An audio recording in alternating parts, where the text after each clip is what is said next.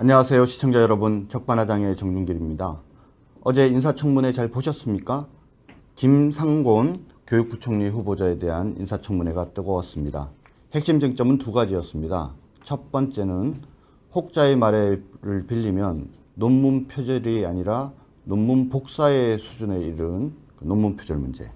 과연 교육부총리로서 논문 표절 의혹이 있는 분이 과연 교육부총리로서 역할을 하는 것이 적절한가에 관한 문제제기 있었고요. 또 다른 문제제기는 사상에 관한 문제입니다. 당시 주한미군의 철수와 한미동맹 폐기를 주장하는 성명서를 교수 시절에 직접 낭독하기도 했고, 전태일을 따르는 사이버 노동대학 총장을 역임하면서 졸업식 축사에서 사회주의를 옹호하고 탈자본주의 대안을 모색하자는 말씀까지 하셨다고 합니다. 뭔가 교육부 장관으로서 적절한지 정말 의문이 드는 부분입니다.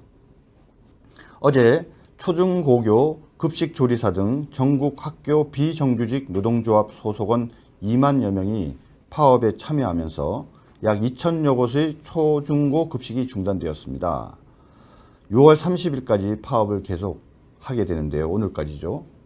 과연 누가 가장 피해를 볼까요? 우리 아이들 아닌가요? 그 아이들이 밥 한 끼를 외면한 파업, 과연 적절한 건지 생각해 볼 필요가 있는 것 같습니다. 지금 MBC가 상당히 시끄럽습니다. 지금 어제 우리 자유한국당에서는 정부의 공영방송 장악을 위한 수순 밟기가 진행되고 있다면서 이에 대해서 결사 반대하는 성명을 발표한 바 있습니다.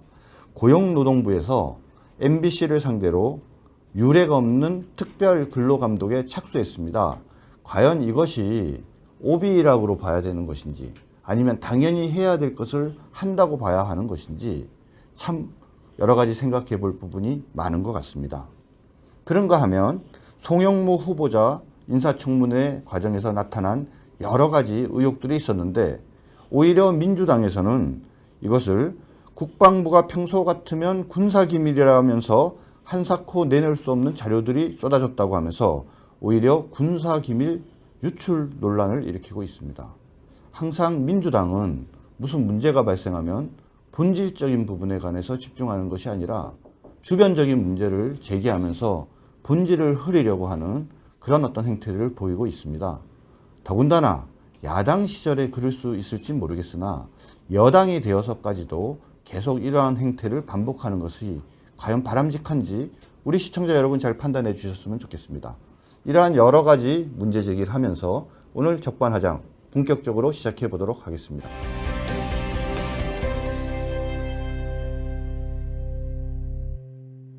제가 지난번에 이 적반하장 프로그램을 통해서 우리 자유한국당에 제갈량이 있다라고 말씀을 드렸습니다. 1번으로 우리 권영세 대사님 모셨고요.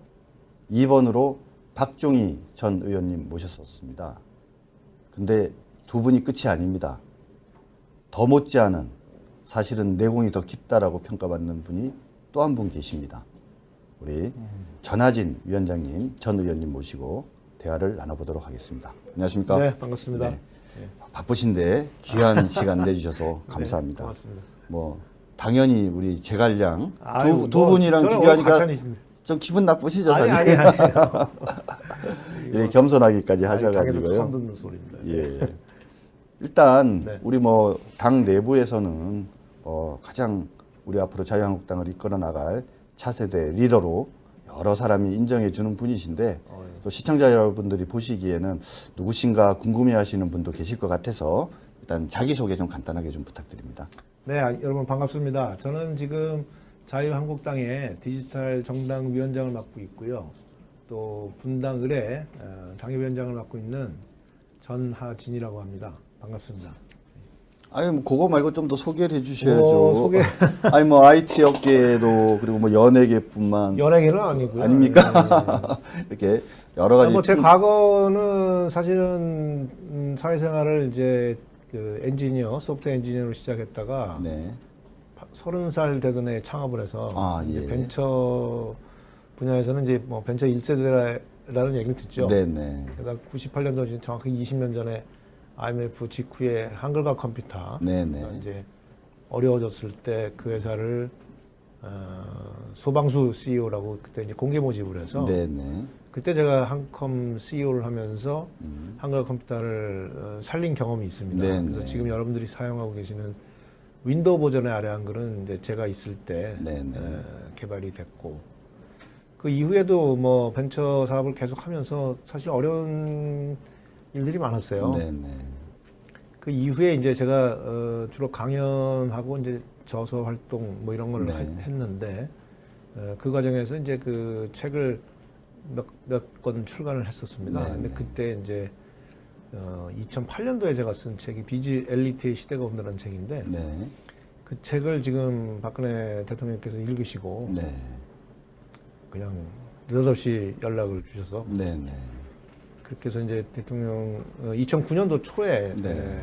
박근혜 대통령이 그 당시 그냥 국회의원이었죠. 아마 네네. 경선에 떨어지시고 나서 근데 정치에 전혀 관심이 없다가 그분을 만나서 이제 그분한테 좀 뭐 오늘 할 얘기 같겠습니다만 좀 쓴소리를 했죠. 네네. 정치인들이 좀 미래에 대해서 너무 등한시하는 것 같다. 네네. 그래서 공부할 기회를 좀 달라고 그래서 제가 그때 이제 좀 뭐 한 달에 한 번 정도 이렇게 네. 미팅을 하면서 예, 예. 대통령께 좀 새로운 미래에 대한 얘기들을 할 수 있는 기회가 있었어요. 그때까지만 하더라도 우리 박근혜 대통령께서 천하의 인재를 구하고 또 열심히 경청하시고 소통하시고 그러셨네요. 글쎄, 그랬다고 저는 봐지죠. 굉장히 열심히 하여튼 저희가 모임을 한 3시간씩 공부를 했거든요. 한 달에 한 번 정도. 네. 그러다가 이분이 뭐 그때 제 기억에 잘 없는데 하여튼 뭐가 됐어요. 그때 비대위원장이 되셨나요? 네, 아마 2009년도 말. 비대위원장. 2009년도 네, 말쯤에서 맞습니다. 하여튼 뭐가 되셨어요. 네. 그래서 이제 그 이후에 굉장히 바빠지셔가지고 네. 그 모임이 이제 중단이 됐고 저도 또 다른 일을 하느라고 또 좀 떨어져 있었는데 네. 그 이후에 이제 그 19대 국회의원 네네. 선거 때 이제 자꾸 나오라고 그래서 네. 좀 주저하다가 네. 막판에 이제 나오게 된 거죠. 아, 그렇게 예. 해서 정치를 하게 된 겁니다. 근데 아. 정치는 사실 뭐 지금 해봐야 뭐 한 5년? 네. 그러니까 원래 정치에 관심이 계셨다기보다는 IT 산업과 대한민국의 미래에 관한 그런 네. 어떤 고민들을 오히려 많이 하셨던 분이시네요. 그래서 지금도 저는 똑같습니다. 사실은 늘 미래에 관심이 있고 미래를 보고 있다 보니까 그것이 이 정치인들한테 좀 더 깊게 네. 그런 것들이 인식되고 느껴지면 네.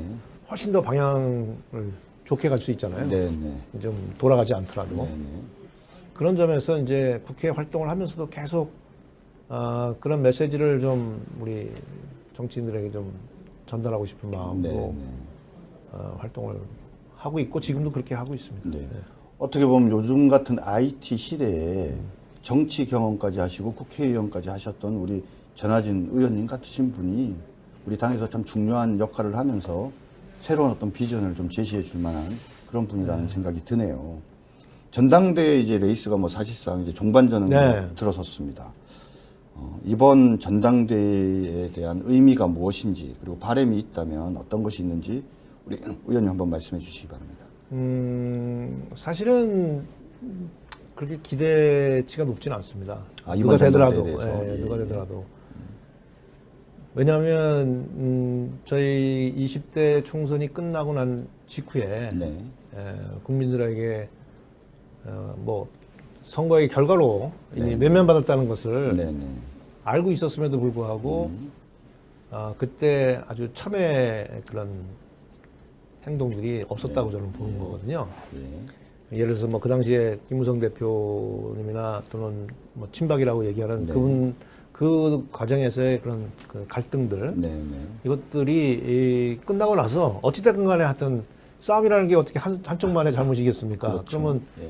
그 문제에 대해서 좀 더 깊게 서로 논의하고 네. 그다음에 같이 모여서 국민들에게 사죄하는 그런 액션이 있었어야 된다. 그때 벌써 그런 액션이 있었어요. 물론이죠. 네. 그때 그런 액션이 있었어야 되고 그래서 우리는 앞으로 어떻게 해야 되겠다라는 그런 어떤 뭐 투두리스트도 좀 심도 있게 아주 만들었어야 되지 않느냐 하는데 그래서 그냥 어물쩍 넘어간 것 같아요. 네. 뭐 특별하게 무슨 잘못했다라고 하는 것도 없고 또 누가 뭐 책임지는 모습도 안 보였고 뭐 그것이 이제 결국은 대선까지 이어진 게 아니냐. 네네. 이제 국민들 입장에서 봤을 때는 네네.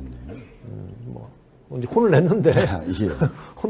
혼난 사람들이 뭐 잘못했다는 얘기도 없이 그냥 예. 대충 넘어가니까 그게 또 대선으로 이어지고 지금까지 온 거 아니냐 그런 네. 생각인데 네. 지금도 역시 마찬가지로 저는 당에서 이렇게 처절한 반성이나 그런 변화의 몸부림이랄까 네. 이런 것들이 그렇게 잘 보이지는 않습니다. 네. 네.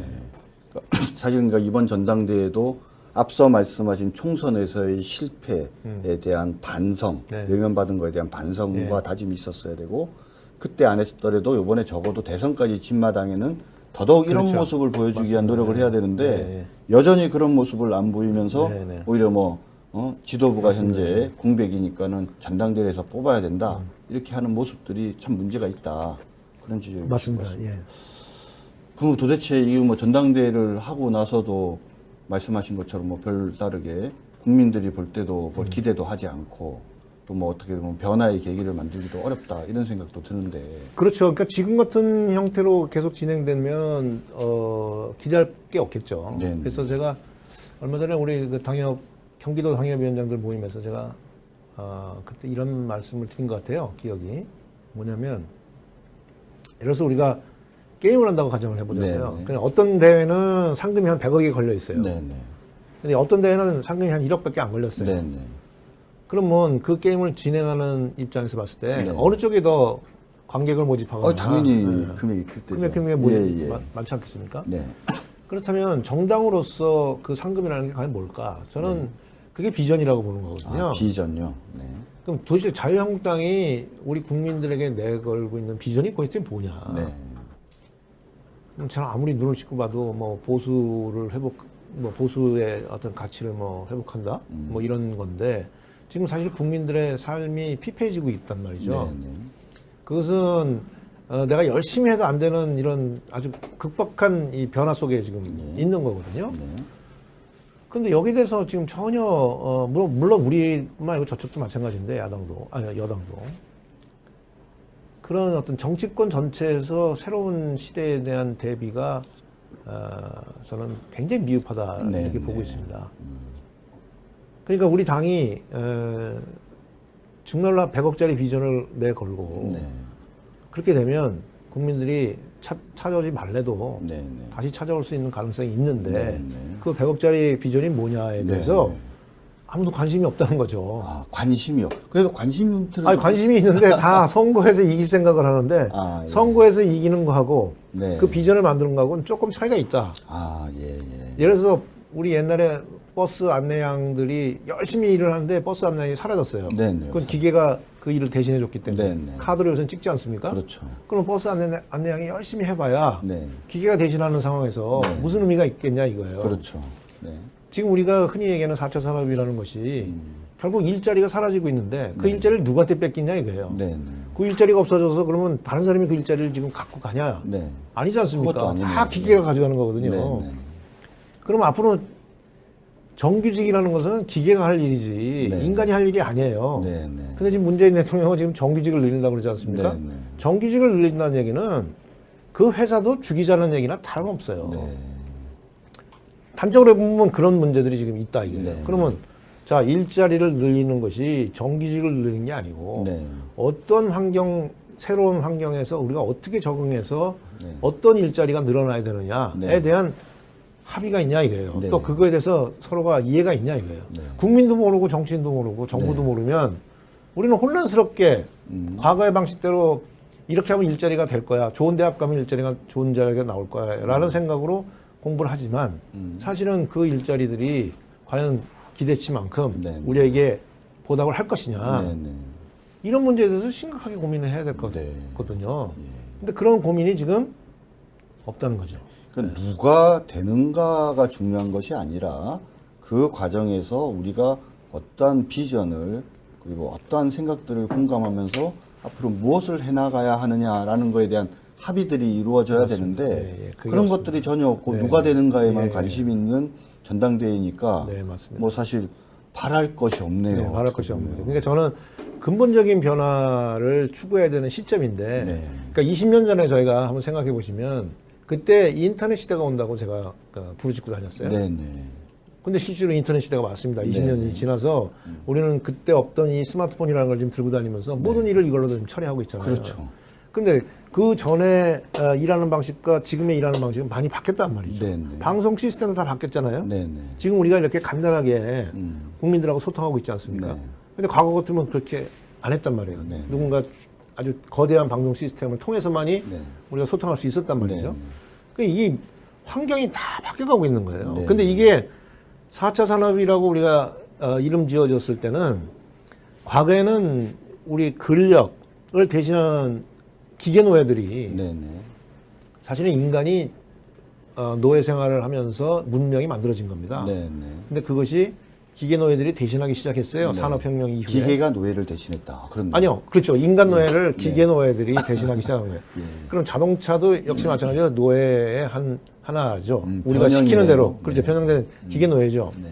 그리고 자동차는 우리의 근력, 다리 근력을 대신해 준단 네, 말이죠. 네. 그렇게 우리 인간의 근력과 감각을 대신하는 노예들이 계속 생겨나면서 네. 우리는 사실 수많은 노예들을 지금 거느리고 사는 거예요. 네. 얘도 노예 중에 하나고. 어. 옛날 로마 그 시대에는 발상이 참 좋네요. 얘가 내 노예다. 노예죠. 아, 옛날에 로마 예. 시대에는 그 주인을 뒤에서 따라다니면서 저 사람이 누구 집 둘째 딸 이름이 뭡니다라고 기억해주는 노예도 있었다고 합니다. 예, 예. 그리고 의사도 노예였고요. 네네. 그런데 4차 산업혁명이라는 것은 이제 우리 머리를 대신하는 노예가 탄생하기 시작한 겁니다. 네. 지능을 대신하는 노예가. 네네. 그러면 근력과 감각과 지능을 다 노예들이 대신하고 있는데 네. 그러면 지금 아이들한테 너 열심히 똑똑하게 공부해서 외우는 거 잘하고 수학 잘 풀어서 로봇하고 싸워서 이겨라. 네. 기계 노예하고 싸워서 이겨야 된다. 네. 그럼 불가능하죠. 이렇게 가르치는 거거든요. 지금의 지금 우리 아이들 상황이, 예. 그렇죠. 지금 아이들한테 너 열심히 외우는 거 잘하고 공부 열심히 해라. 음. 그거는 기계 노예보다 훨씬 더 정확하게 훨씬 더 많은 걸 기억하고 그래서 기계 노예보다 성능이 더 뛰어나고 기계 노예처럼 24시간 너 일해야 되고 그러는 얘기가 똑같은 거예요. 예전에 막 주판 갖고 계산기랑 막 시합하던 그런 그렇죠. 게 막 느껴지네요. 맞습니다. 예, 예. 그러니까 그렇다면 우리 교육이 지금 뭘 하고 있느냐. 네. 너희들 열심히 10년 동안 20년 동안 공부해서 로봇하고 싸워서 이겨야 된다. 네. 라고 가르치는 거나 다름없다는 겁니다. 지금이. 예, 예. 지금 시대가. 네. 그래서 저는 지금 초등학교 아이들을 이렇게 쳐다보면 그 아이들이 이 사회에 나올 때는 10년 정도, 뭐 10년, 15년이 후일 텐데 네. 정말 10년, 15년 뒤에는 네. 인간인지 이 사이버 인간인지가 구분이 안 될 정도의 변화가 있을 텐데 네. 그 변화 속에 과연 우리 아이들이 지금 같은 교육을 받아서 네. 그 교육이 이 아이들을 100년, 200년 책임질 수 있느냐. 네. 네. 이제 이런 아주 근본적인 질문을 던져야 되는 네. 시점이란 말이죠. 지금이. 그럼요. 예, 예. 그런데 어느 정치인이 네. 그런데 관심을 가지고 지금 그냥 말로만 4차 산업혁명이지. 네, 네. 제가 문재인 대통령이 4차 산업을 정확하게 이해한다면 네. 적어도 정규직 늘린다는 얘기는 안 했어요. 아, 그렇네요. 또 한 가지. 개성공단에다가 싼 노동력을 싼 노동력 때문에 개성공단에다가 공장을 이전하겠다는 얘기는 안 합니다. 할 수 없네요. 왜냐하면 예, 예. 제 벤처기업 사장 중에 한 분이 자기 공장이 이제 사업이 잘 안 돼서 네. 이 공장을 완전히 자동화를 했어요. 네, 네. 아주 그냥 사생결단으로 자동화를 했습니다. 네, 네. 장사가 안 되니까. 네. 그래서 70명이 일하던 라인을 네. 6명으로 줄였어요. 네, 네. 그러니까 기계들이 다 대신하고 있는 거죠. 네. 기계 노예들이. 예. 그러고 나서 어떤 결과가 나왔냐. 당연히 생산성이 높아지죠. 네, 네. 베트남에서 생산되는 단가의 반값으로 국내에서 생산이 가능한 겁니다. 우리가 베트남보다도 싸게 싸게. 쓰잖아요. 아, 예. 왜냐면 기계들이 하니까. 네, 네. 그러니까 공장이라는 것은 이제 그렇게 자동화된 공장이 소비자가 있는 곳에 가서 만들어지는 것이 네. 공장의 현실인데 네. 값싼 노동력을 위해서 개성공단을 간다? 이거는 4차 산업혁명을 이해하지 못하는 얘기예요. 네, 네. 지금 만약에 4차 산업, 인더스트리 4.0이라는 독일의 그 인더스트리 4.0은 바로 완전 자동화를 통해서 네. 단가를 최대한 낮추는 겁니다. 네. 어디서 생산하는 비용보다도. 네, 네. 그럼 이렇게 되면 이것은 소비자가 많은데 네. 바로 소비자 인근에 네. 그 공장이 들어서서 네. 24시간 기계 노예들이 공장에서 물건을 생산하고 바로 공급할 수 있게 네. 물류 비용을 절감하면 그렇네요. 이렇게 공장의 입지가 이제 그렇게 되는 겁니다. 네. 그래서 미국에 공장이 들어가는 거예요. 네. 그런데 이런 상황에서 지금 개성공단에서 북한 인민들 저 생산비가 싸서 거기서 일을 한다? 네. 이게 말이 되겠습니까? 근데 지금 이 말씀을 들으면서 이 얘기를 우리 홍준표 후보가 지난 대선에서 이런 얘기를 했었어야 되는 거 아닌가요? 그러니까 이제 그걸 얘기할 수 있는 학습이랄까? 네. 마음에 이게 이제 그 피부로 다 있어야죠. 네, 그러니까 네. 그것은 홍준표 대표뿐만 아니고 적어도 우리 자유한국당에 있는 당협위원장들이나 주요 당직자나 이런 분들이 좀 더 심도 있게 네네. 고민하고 정말로 우리 아이들이 앞으로 10년 뒤, 20년 뒤에 대한민국을 떠나서 글로벌하게 아니면 이 세계 속에서 어떻게 살아야 될지에 대해서 좀 심도 있게 고민하면 네. 그 솔루션들을 찾아낼 수 있고 네. 많은 전문가들을 불러서 얘기를 듣고 아 그래 우리가 들어보니까 진짜 이게 가야 되겠구나. 네. 그러면 거기에서 정책이 나올 것이고 네. 그럼 그 정책을 가지고 국민들을 설득하고 야 미래 사회는 지금 이렇게 바뀌기 때문에 교육 이렇게 바뀌어야 되고 세금 이렇게 바뀌어야 되고 일자리 문제는 이렇게 해결해야 되고 이 메시지를 던져서 네. 그러면 힘들어하는 국민들이 봤을 때 야 지금은 힘들지만 저 자유한국당의 얘기를 들어보니 그렇게 될 것 같다. 네네. 그리고 자유한국당에 있는 모든 정치인들이 열심히 그 문제를 해결하기 위해서 노력하고 있다 이게요. 네네. 그게 비전이라는 거죠. 네. 100억짜리 비전이라는 네. 거죠. 그거를 만들어냈을 때는 뭐 가서 열심히 악수하고 무슨 상가집을 쫓아다니고 이거 안 해도 네네. 알아서 찾아올 거라는 얘기죠. 그렇네요.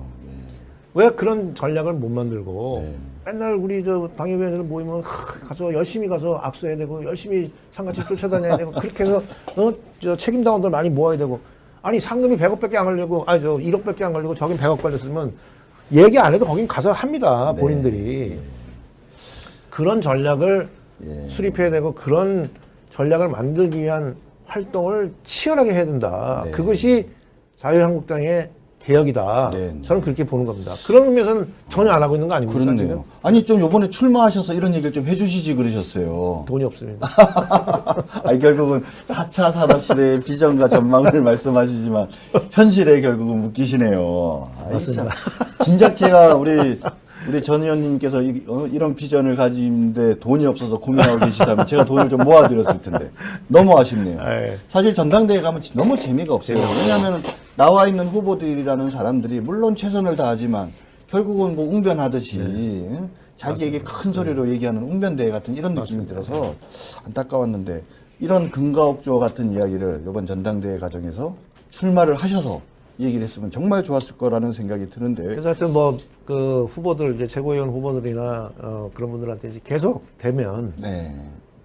우리 교육의 기회를 좀 더 확대하고 네. 그리고 이런 문제에 대해서 좀 더 심도 있는 디스커션을 통해서 네. 아 그래 우리가 이렇게 깊이 파고들다 보니까 그렇게 깊이 파고들어야 아 이게 해결책이라는 것을 네. 마음으로 이제 예. 인식하게 되지 않습니까? 네. 그래야 우리가 그것을 전파하면서 우리가 이렇게 바뀌어야 됩니다라는 얘기를 할 수가 있는 거죠. 예. 그렇게 돼야 되겠죠. 근데 제가 이렇게 우리 전 의원님 말씀을 들으면서 제가 물어보는 이 질문이 너무 구닥다리 질문 같아가지고 이제 오히려 막 낯을 못 들겠다는 느낌이 드는데 네. 그래도 좀 뭐 한번 여쭤보겠습니다. 뭐 관계된 문제인데 결국 자유한국당이 위기 상황인데 네. 뭐 원인과 해결 방안은 연결돼 있는 거라고 네, 봅니다. 자, 원인이 무엇이며 연결해서 해결 방안이 뭔지. 네, 아까 말씀드렸지만 원인은 그런 부분에 대해서 관심이 없는 겁니다. 그게 왜냐하면 정치하시는 분들은 항상 그 선거가 결과라고 생각해요. 네네. 근데 저는 조금 다르게 생각하는 게 선거는 물론 결과인데 예. 그 결과를 만들기 위한 수단이 저는 선택되어지는 정치인이 되어야지 된다고 보는 거거든요. 내가 어떻게 하든지 수단과 방법을 가니까 그거를 마치 의자 뺏기처럼 네. 의자 뺏기 놀이처럼 내가 그 의자를 뺏어서 앉는 정치인이 아니고 네. 의자를 갖다 주고 앉아야 된다. 당신이 앉아야 된다. 저희가 꿈꾸는 세상이에요. 예, 그렇죠. 예. 적어도 이제는 그런 정치인들이 나와야 되고 또 국민들도 어느 정도 이제 그 정도 수준으로 계속 진화되고 있는 거 아니냐. 네네. 그래서 그 의자를 뺏으려고 하는 분들은 뭐 법으로 걸리든 네. 아니면 뭐 표로 저게 되든 네. 그렇게 해서 평가받고 네. 도태되는 이제 이런 사회가 돼야 네. 네. 이게 진정으로 제대로 된 정치가 되는 사회 아니겠습니까? 근데 그렇게 되려고 노력하는 분들도 계시겠지만 네. 대부분은 의자를 뺏으려고 지금 예. 여야 할 거 없이 다 네. 의자를 뺏는 것이 정치하는 목적이고 네. 또 그렇게 안 하면 자리를 잡을 수가 없으니까 네. 이거는 정치인으로서는 실패한 거다. 네. 네. 이런 생각을 갖고 있는 분들이 너무 많다는 네. 거죠. 그래서 근데 저는 앞으로 이제 뭐 지방선거 1년 남았고 또 총선이 이제 한 2, 3년 남았는데 네. 2, 3년만 지내도 국민들의 수준은 그보다 훨씬 더 또 앞서갈 수 있을 거라고 네. 생각합니다. 네. 제가 다른 건 몰라도 지난 뭐 대선을 통해서 이렇게 쭉 그 선거의 결과를 보면 네. 사실은 그 국민들의 집단 지성이 가장 현명한 판단이었다라는 네. 생각을 하거든요. 네. 그래서 그 국민들의 판단의 기준은 점점 진화되고 있을 것이다. 네. 본인들이 알든 모르든. 네. 그것이 이제 이렇게 집단으로 묶이면. 네. 그래서 거기에 대응하지 않으면 안 되는데 네. 우리 당은 아직도 그런 생각의 발상의 그 전환 자체가 네. 당대표부터 시작해서 저 당직자들까지 전혀 지금 제가 볼 때는 네. 변화되지 않았다. 네. 네. 그래서 그 변화가 되지 않았기 때문에 결국은 국민들한테 심판을 받은 것이고 네. 네. 저쪽 그 야당은 사실은 야당이 자꾸 그 민주당은 여당은, 여당은 사실은 본인들의 액션 실행력은 제가 볼 때 이번에 지금 문재인 정부 들어서서 이렇게 하는 거 보니까 실행력은 굉장히 떨어진다고 봅니다. 네. 네. 그런데 우리가 그렇게 주저하고 있으니 그래도 섹시하게 말은 잘 던지는 거죠. 말이라도. 네, 말이라도. 예, 예, 예. 그러면 여기는 아예 그냥 보여주지도 않고 보여주지도 않고. 여긴 그래도 말이라도 하니까 예. 여기가 싫으니 네. 당연히 그쪽으로 가지 않겠습니까? 네. 네. 근데 문재인 정부도 이제 이게 실행 단계에서는 네. 상당히 많은 그 좌충우돌이 있을 것이고 네. 그분들도 그렇게 깊게 미래에 대한 고민을 하거나 그런 게 아니고 네. 단지 전술적으로 네. 의자를 뺏기 위한 네. 하나의 달콤한 메시지를 던지는 것 뿐이라고 저는 생각해요. 네. 아직까지 봤을 때는. 예, 예. 그렇기 때문에 다음번에는 정말 국민들이 의자를 갖다 주는 정당이 될 수 있는 네. 각고의 노력을 한다면 네. 그때는 되찾아올 수 있지 않을까. 그렇게 생각을 하는 거죠. 지금 이런 표현을 쓰셨어요. 의자를 뺏으려고 하는 정치인이 아니라 국민들이 의자를 갖다 주는 그런 정치와 정치인이 되어져야 한다. 이 말씀하셨는데 예전에 그러고 보니까 지난 2012년이지만 당시에 안철수라는 신인이 나왔을 때 네. 그때 당시에 보여준 국민들의 어떤 지지라는 게 네. 도대체 뭔가라고 사람들이 의아해했는데 네. 뭐 표현을 빌자면 국민들이 의자를 막 갖다 네, 주려고 하는 맞습니다. 그런 예, 분위기가 예. 바로 그거죠. 그런 게 돼야 된다는 네, 네. 말씀이신 것 같습니다. 안철수 전 대표한테 참 아쉬운 점이 있다면 같은 이제 벤처 쪽에서 일을 같이 했던 네. 양반인데 그분이 좀 더 길게 보고 네. 정말로 그 메시지를 가지고 조금씩 다져서 네. 그 하나의 성을 쌓았다면 네. 지금같이는 안 됐을 거다라는 네. 생각이 듭니다. 그러니까 이 주가도 마찬가지로 네. 주가가 이렇게 몰릴 때는 싹 몰리지 않습니까? 네, 네. 근데 그게 아닌 것 같다 그랬을 때는 또 금방 꺼져요. 네, 그게 네. 버블이에요. 네. 네. 근데 모든 혁신은 이게 스몰 S, 라지 S라는 이런 컵으로 네. 발전이 됩니다. 그러니까 예. 처음에 이제 뭐 탄광이 만들어졌을 때 그냥 급작스럽게 막 올라가요. 또 기차가 만들어졌을 때도 처음에는 철도 회사가 수백 개가 만들어집니다. 네. 자동차도 수백 개가 만들어지고. 네. 근데 버블이 와요. 네. 떨어집니다. 그 다음에 이제 큰 파도처럼 이게 크게 이제 성장을 하거든요. 네. 이때는 이제 살아남는 사람들만 가는 거예요. 네.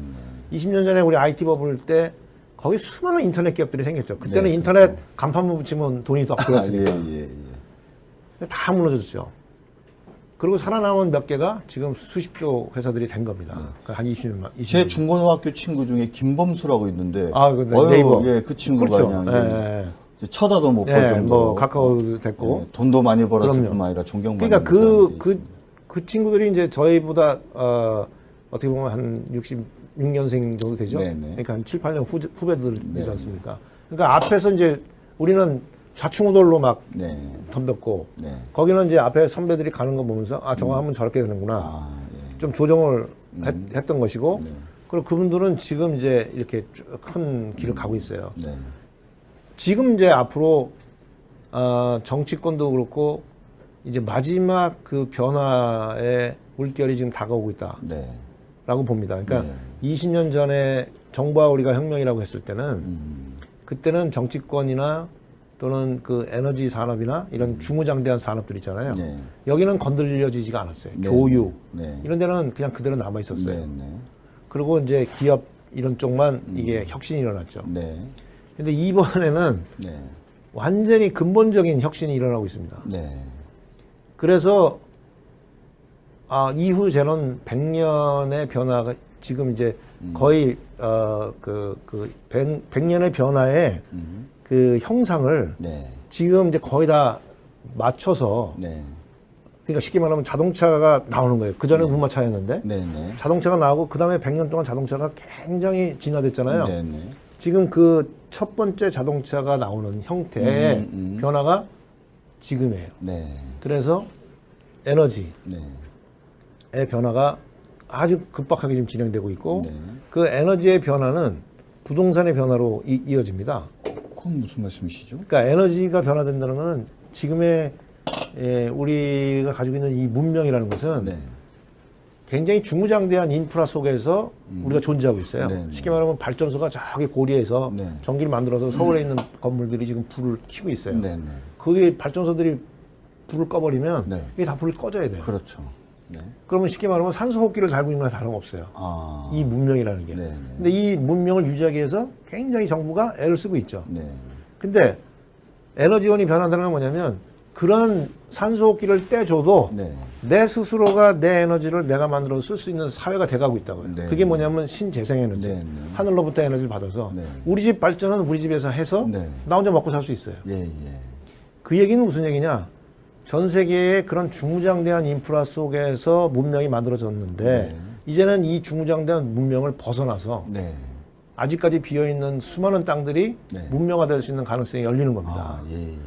그러면 독자적으로 작은 커뮤니티 안에서 모든 것을 자급자족할 수 있는 환경이 만들어지기 때문에 네, 네. 이 환경 속에서 이 환경이 네. 전 세계 어디든 갈 수 있는 세상이 됐어요. 네, 네. 근데 심지어는 이 환경에 화폐도 네. 그죠, 뭐 스스로, 가상화폐. 예, 가상화폐라서 스스로 만들어서 할 수가 있어요. 네, 네.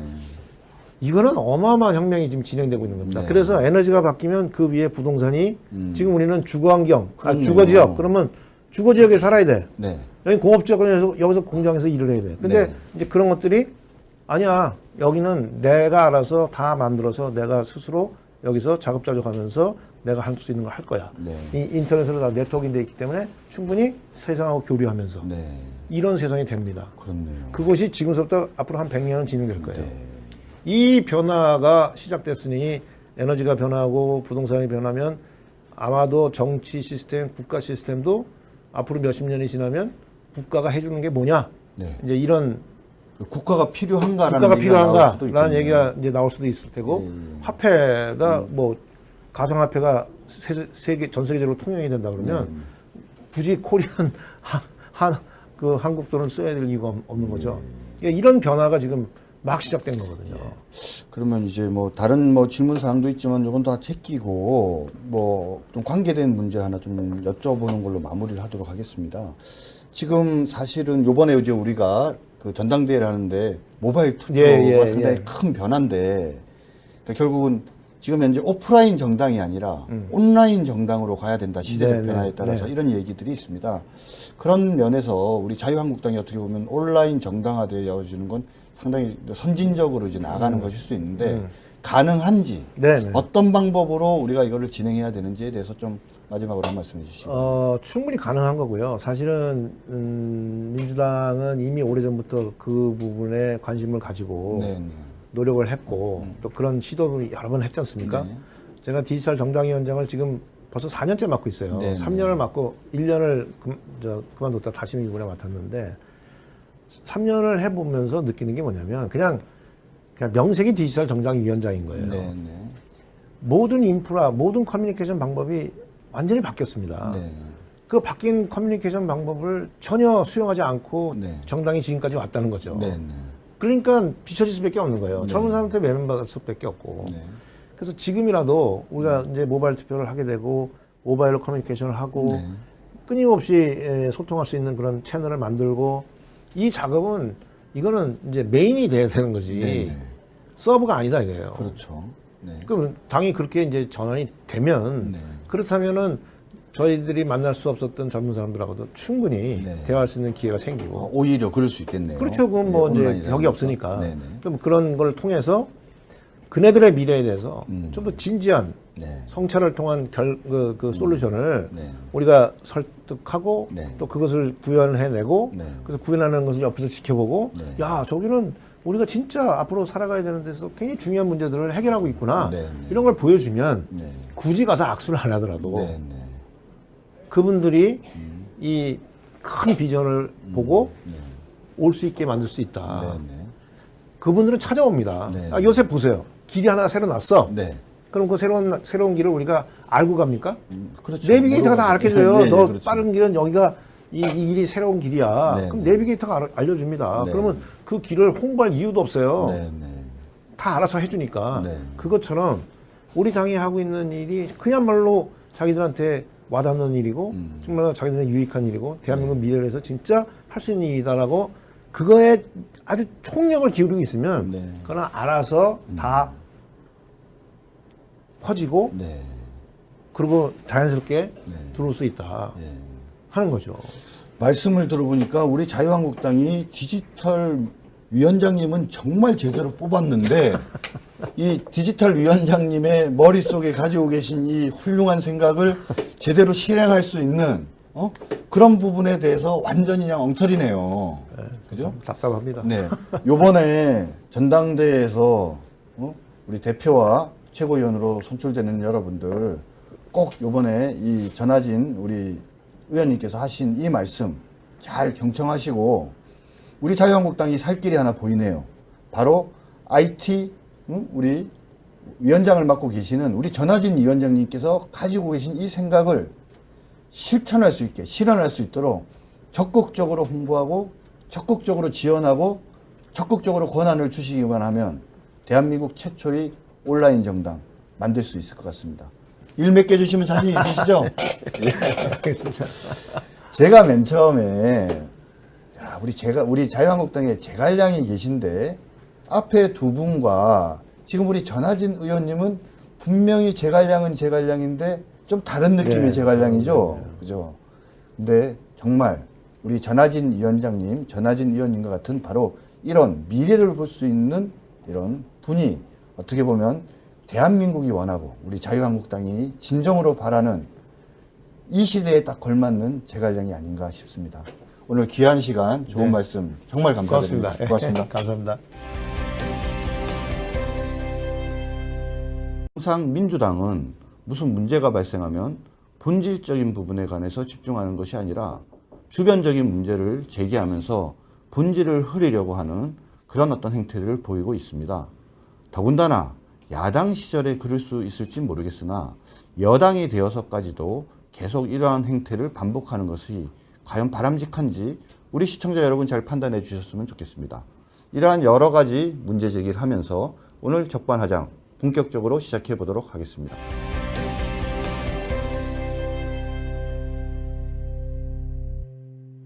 제가 지난번에 이 적반하장 프로그램을 통해서 우리 자유한국당에 제갈량이 있다라고 말씀을 드렸습니다. 1번으로 우리 권영세 대사님 모셨고요. 2번으로 박종희 전 의원님 모셨었습니다. 근데 두 분이 끝이 아닙니다. 더 못지않은 사실은 내공이 더 깊다라고 평가받는 분이 또 한 분 계십니다. 우리 전하진 위원장님, 전 의원님 모시고 대화를 나눠보도록 하겠습니다. 안녕하십니까? 네, 반갑습니다. 네. 바쁘신데 귀한 시간 내주셔서 감사합니다. 네, 고맙습니다. 뭐 당연히 우리 제갈량 아유, 두 뭐, 분이랑 저는 비교하니까 오늘 가찬이신데. 좀 기분 나쁘시죠? 아니, 사실? 아니에요. 이렇게 겸손하기까지 당에서 처음 하셔가지고요. 듣는 소리입니다. 예. 일단 네. 우리 뭐 당 내부에서는 가장 우리 앞으로 자유한국당을 이끌어 나갈 차세대 리더로 여러 사람이 인정해 주는 분이신데 또 시청자 여러분들이 보시기에는 누구신가 궁금해하시는 분도 계실 것 같아서 일단 자기소개 좀 간단하게 좀 부탁드립니다. 네, 여러분 반갑습니다. 저는 지금 자유한국당의 디지털 정당 위원장을 맡고 있고요. 또 분당 의뢰 당협위원장을 맡고 있는 전하진이라고 합니다. 반갑습니다. 아니 뭐 그거 말고 좀 더 소개를 해주셔야죠. 소개. 아니 뭐 IT 업계도 그리고 뭐 연예계뿐만 연예계는 아니고요. 아닙니까? 이렇게 여러 가지. 제 과거는 사실은 사회생활을 이제 그 엔지니어, 소프트웨어 엔지니어로 시작했다가 네. 30살 되던 해에 창업을 해서 예. 이제 벤처 분야에서는 이제 뭐 벤처 1세대라는 얘기를 듣죠. 네네. 그러니까 98년도 정확히 20년 전에 IMF 직후에 한글과 컴퓨터 네네. 이제 어려워졌을 때 그 회사를 소방수 CEO라고 그때 이제 공개 모집을 해서 네네. 그때 제가 한컴 CEO를 하면 마찬가지로 저는 당에서 이렇게 처절한 반성이나 그런 변화의 몸부림이랄까 네. 이런 것들이 그렇게 눈에 잘 보이지는 않습니다. 네네. 네. 사실 그러니까 이번 전당대회도 앞서 말씀하신 총선에서의 실패에 대한 반성, 네. 외면받은 거에 대한 반성과 네. 다짐이 있었어야 되고 그때 안 했더라도 이번에 적어도 대선까지 진마당에는 더더욱 이런 그렇죠. 모습을 보여주기 위한 맞습니다. 노력을 해야 되는데 네. 여전히 그런 모습을 안 보이면서 네, 네. 오히려 뭐 지도부가 맞습니다. 현재 공백이니까는 전당대회에서 뽑아야 된다 이렇게 하는 모습들이 참 문제가 있다 그런 지적이 맞습니다. 있을 것 같습니다. 예. 그럼 도대체 이 뭐 전당대회를 하고 나서도 말씀하신 것처럼 뭐 별다르게 국민들이 볼 때도 뭘 기대도 하지 않고 또 뭐 어떻게 보면 변화의 계기를 만들기도 어렵다 이런 생각도 드는데. 그렇죠. 그러니까 지금 같은 형태로 계속 진행되면 기대할 게 없겠죠. 네네. 그래서 제가 얼마 전에 우리 그 경기도 당협위원장들 모임에서 제가 그때 이런 말씀을 드린 것 같아요. 기억이 뭐냐면 예를 들어서 우리가 게임을 한다고 가정을 해보자고요. 네네. 그냥 어떤 대회는 상금이 한 100억이 걸려 있어요. 네네. 근데 어떤 대회는 상금이 한 1억밖에 안 걸렸어요. 네네. 그러면 그 게임을 진행하는 입장에서 봤을 때 네. 어느 쪽이 더 관객을 모집하거나 당연히 네. 금액이 클 때죠. 금액이 모집 예, 예. 많지 않겠습니까? 네. 그렇다면 정당으로서 그 상금이라는 게 과연 뭘까? 저는 그게 비전이라고 보는 거거든요. 비전요. 네. 그럼 도대체 자유한국당이 우리 국민들에게 내걸고 있는 비전이 도대체 뭐냐? 네. 그럼 저는 아무리 눈을 씻고 봐도 뭐 보수의 어떤 가치를 뭐 회복한다? 뭐 이런 건데 지금 사실 국민들의 삶이 피폐해지고 있단 말이죠. 네. 그것은 내가 열심히 해도 안 되는 이런 아주 극박한 이 변화 속에 지금 있는 거거든요. 그런데 여기에 대해서 지금 전혀 물론 우리뿐만 아니고 저쪽도 마찬가지인데 여당도 그런 어떤 정치권 전체에서 새로운 시대에 대한 대비가 저는 굉장히 미흡하다 네, 이렇게 네. 보고 있습니다. 그러니까 우리 당이 정말로 100억짜리 비전을 내걸고 네. 그렇게 되면 국민들이 찾아오지 말래도 네. 다시 찾아올 수 있는 가능성이 있는데 네, 네. 그 100억짜리 비전이 뭐냐에 대해서 네. 아무도 관심이 없다는 거죠. 관심이요. 그래도 관심들은 아니, 관심이 있는데 다 선거에서 이길 생각을 하는데 이 정치인들한테 좀 더 깊게 네. 그런 것들이 인식되고 느껴지면 네. 훨씬 더 방향을 좋게 갈 수 있잖아요. 네. 좀 돌아가지 않더라도. 네. 그런 점에서 이제 국회 활동을 하면서도 계속 그런 메시지를 좀 우리 정치인들에게 좀 전달하고 싶은 마음으로 활동을 하고 있고 지금도 그렇게 하고 있습니다. 네. 어떻게 보면 요즘 같은 IT 시대에 정치 경험까지 하시고 국회의원까지 하셨던 우리 전하진 의원님 같으신 분이 우리 당에서 참 중요한 역할을 하면서 새로운 어떤 비전을 좀 제시해 줄 만한 그런 분이라는 생각이 드네요. 전당대회 이제 레이스가 뭐 사실상 이제 종반전에 들어섰습니다. 이번 전당대회에 대한 의미가 무엇인지 그리고 바람이 있다면 어떤 것이 있는지 우리 의원님 한번 말씀해 주시기 바랍니다. 사실은 그렇게 기대치가 높지는 않습니다. 아, 누가 이번 되더라도, 전당대회에서? 누가 되더라도. 왜냐하면 저희 20대 총선이 끝나고 난 직후에 네. 국민들에게 뭐 선거의 결과로 이미 네. 면면받았다는 것을 네네. 알고 있었음에도 불구하고 그때 아주 참의 그런 행동들이 없었다고 저는 보는 거거든요. 예를 들어서 뭐 그 당시에 김무성 대표님이나 또는 뭐 친박이라고 얘기하는 그분 그 과정에서의 그런 그 갈등들 이것들이 끝나고 나서 어찌됐건 간에 하여튼 싸움이라는 게 어떻게 한쪽만의 잘못이겠습니까? 그렇죠. 그러면 그 문제에 대해서 좀 더 깊게 서로 논의하고 그다음에 같이 모여서 국민들에게 사죄하는 그런 액션이 있었어야 된다. 그때 벌써 그런 액션이 있었어요. 물론이죠. 그때 그런 액션이 있었어야 되고 그래서 우리는 앞으로 어떻게 해야 되겠다라는 그런 어떤 뭐 투두리스트도 좀 심도 있게 아주 만들었어야 되지 않느냐 하는데 그래서 그냥 어물쩍 넘어간 것 같아요. 뭐 특별하게 무슨 잘못했다라고 하는 것도 없고 또 누가 뭐 책임지는 모습도 안 보였고 뭐 그것이 이제 결국은 대선까지 이어진 게 아니냐.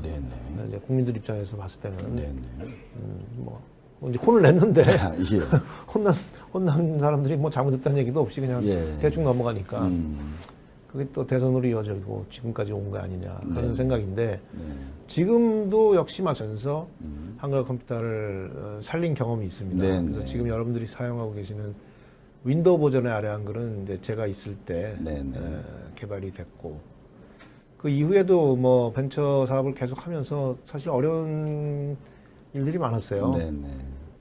그 이후에 이제 제가 주로 강연하고 이제 저서 활동 뭐 이런 걸 했는데 그 과정에서 이제 그 책을 몇 권 출간을 했었습니다. 근데 그때 이제 2008년도에 제가 쓴 책이 비즈 엘리트의 시대가 온다는 책인데 그 책을 지금 박근혜 대통령께서 읽으시고 그냥 느닷없이 연락을 주셔서 그렇게 해서 이제 대통령 2009년도 초에 박근혜 대통령이 그 당시 그냥 국회의원이었죠. 아마 경선에 떨어지시고 나서 정치에 전혀 관심이 없다가 그분을 만나서 이제 그분한테 좀 뭐 오늘 할 얘기 같겠습니다만 좀 쓴소리를 했죠. 정치인들이 좀 미래에 대해서 너무 등한시하는 것 같다.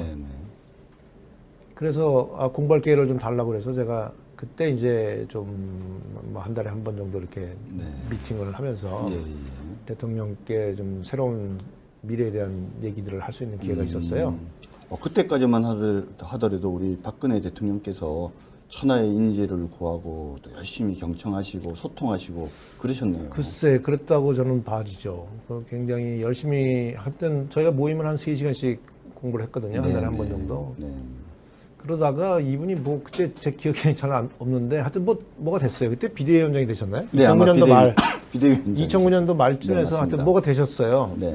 그래서 이제 그 이후에 굉장히 바빠지셔가지고 그 모임이 이제 중단이 됐고 저도 또 다른 일을 하느라고 또 좀 떨어져 있었는데 그 이후에 이제 그 19대 국회의원 선거 때 이제 자꾸 나오라고 그래서 좀 주저하다가 막판에 이제 나오게 된 거죠. 그렇게 해서 정치를 하게 된 겁니다. 정치는 사실 뭐 지금 해봐야 뭐 한 5년? 그러니까 원래 정치에 관심이 계셨다기보다는 IT 산업과 대한민국의 미래에 관한 그런 어떤 고민들을 오히려 많이 하셨던 분이시네요. 그래서 지금도 저는 똑같습니다. 사실은 늘 미래에 관심이 있고 미래를 보고 있다 보니까 그것이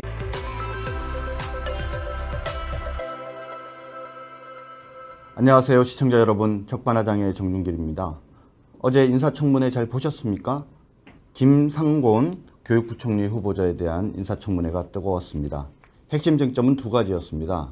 첫 번째는 혹자의 말을 빌리면 논문 표절이 아니라 논문 복사의 수준에 이른 그 논문 표절 문제. 과연 교육부총리로서 어떤 논문 표절 의혹이 있는 분이 과연 교육부총리로서 역할을 하는 것이 적절한가에 관한 문제제기 있었고요. 또 다른 문제제기는 그 사상에 관한 문제입니다. 당시 주한미군의 철수와 한미동맹 폐기를 주장하는 성명서를 교수 시절에 직접 낭독하기도 했고 전태일을 따르는 사이버 노동대학 총장을 역임하면서 졸업식 축사에서 사회주의를 옹호하고 탈자본주의 대안을 모색하자는 말씀까지 하셨다고 합니다. 뭔가 교육부 장관으로서 적절한지 정말 의문이 드는 부분입니다. 어제 초중고교 급식조리사 등 전국 학교 비정규직 노동조합 소속원 2만여 명이 파업에 참여하면서 약 2천여 곳의 초중고 급식이 중단되었습니다. 6월 30일까지 파업을 계속하게 되는데요. 오늘까지죠. 과연 누가 가장 피해를 볼까요? 우리 아이들 아닌가요? 그 아이들이 밥 한 끼를 외면한 파업, 과연 적절한 건지 생각해 볼 필요가 있는 것 같습니다.